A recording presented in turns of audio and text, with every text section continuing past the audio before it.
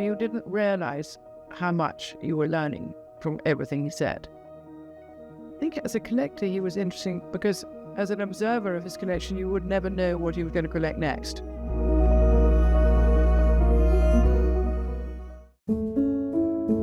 So I'm Nina Campbell. I'm an interior designer, but I'm also a textile designer.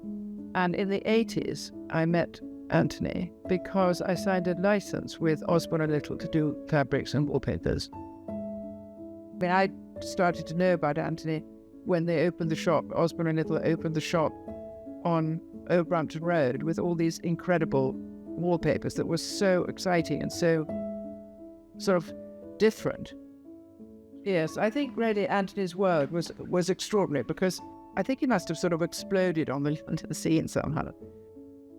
And it was a moment of London in the 60s that was very exciting. You could have Mick Jagger in one corner of the room, Princess Margaret in the other.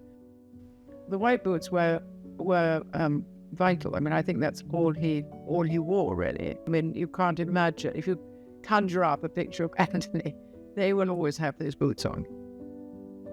I created 2 collections a year for Osborne Little, and this may have sounded very glamorous. It wasn't remotely glamorous. It involved going to the north of England to freezing cold factories, and in the midst of all this was Antony in his white boots, and sort of all the hair was always absolute.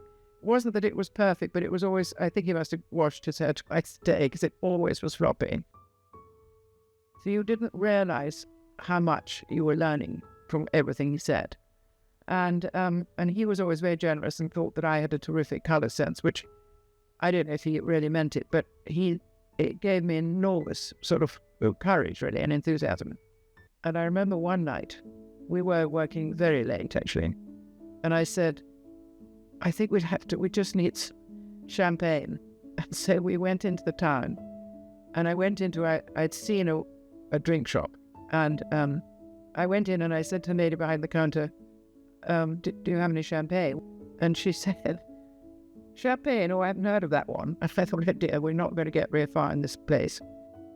Antony always had this wonderful way of talking about a fabric, which possibly all these sales force might never remember because they're seeing so many things. But when Antony told a story about it, they would never forget it. And that's also where his genius came in. He was a storyteller, really, and he got everybody on board.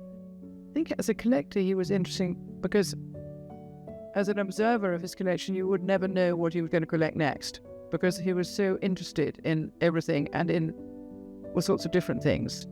I'm really blessed that Antony came into my life because it's one thing to enjoy fabrics, but quite another to have that incredible knowledge that he had to help me create my own fabrics or continue to create them and have a point of view about them. And I owe a lot to Antony. Sitting in this room surrounded by all these beautiful objects, and some quirky and some exquisite, it really acts as a self-portrait of Antony, I think. And therefore, I suppose, you could say, is his final collection.